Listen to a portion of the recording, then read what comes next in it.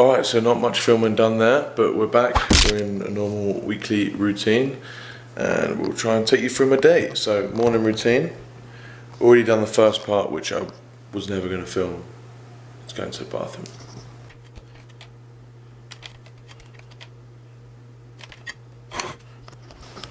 $89.8. And the second part of the routine.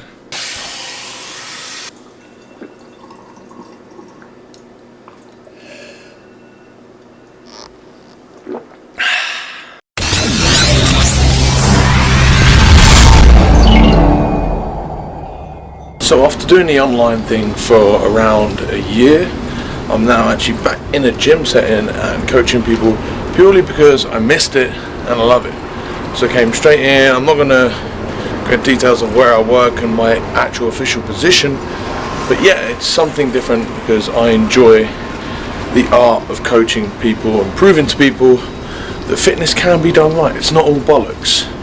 But with that, we have our own challenges of like food timing, training timing and all that, so hopefully I can take you through that today. So only one session this morning. Gonna have my protein bar right before it and then move on.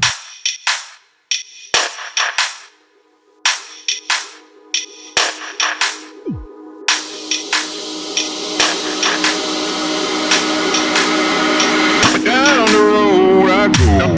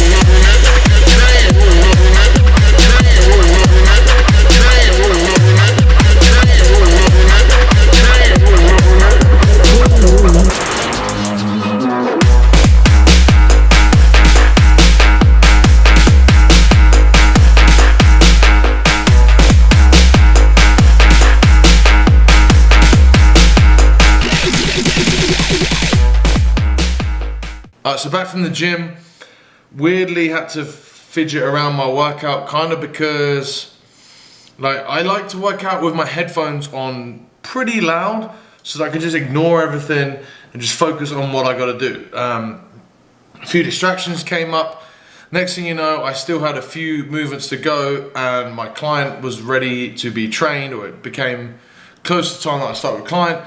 So I had one post-workout that was oats and oats with a little bit of protein in it. Had that, which is only half of my post-workout meal. So had that, trained her for an hour, looking really good, pretty chuffed with that. And then I had to do curls, shrugs, and obliques, which were, I did reverse wood chops.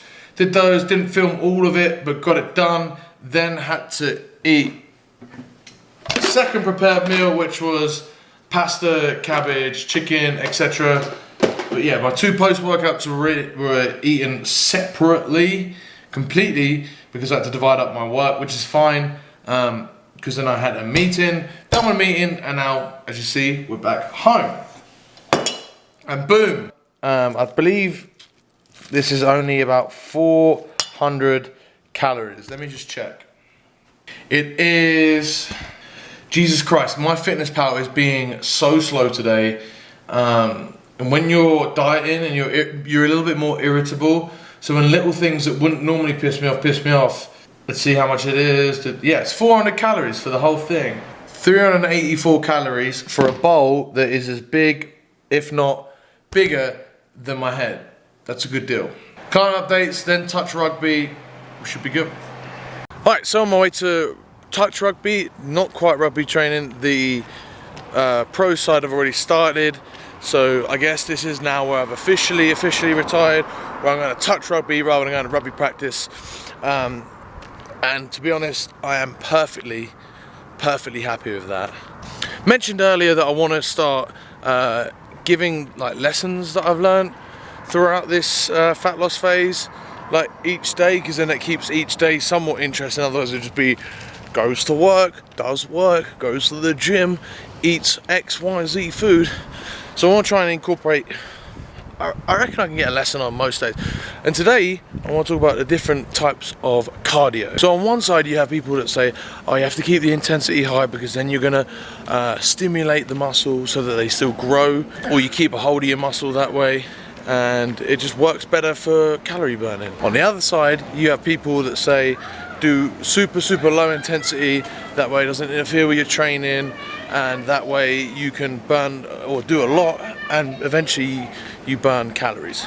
Something I've discovered on this is that there's no real significant benefit to doing high intensity training purely for fat loss. Now you're going to train high intensity, yes, if you need to do the condition for rugby, but for just pure fat loss, it doesn't really matter as long as you're burning the calories. So on this one, I've been doing mostly low intensity steady state because it burns the calories, but I can also keep myself entertained, I can keep my mind occupied, and it doesn't interfere with my training. I've watched lectures, I've done a lot of learning, sometimes I've just watched TV, sometimes I've just watched Netflix, whatever it is, but I've managed to keep my mind occupied so it doesn't suck quite as much. I can't really do that with real high intensity exercise, which makes it that much more difficult to do, which makes me almost like dread those sessions more. And then the other thing is, with high intensity, I can often be a little bit more sore the next day or the days after, also a little bit more hungry, which means, hold on, just crossing the road. My weight training that I'm doing to try and keep as much muscle as I can is going to suffer if I do too high intensity with my cardio. But when it comes to things like touch rugby, that is way more entertaining than watching Netflix. I don't know if the light is working with this. Way more entertaining than watching Netflix, way more entertaining than watching lectures. I keep my mind occupied and I still will, an hour will go by, probably burnt similar amount of calories than I would have done to lower intensity, but it's more fun. I'm enjoying it.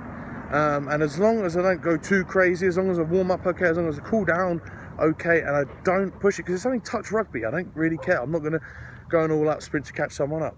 As long as I do that well, I'm burning calories. That's the name of the game.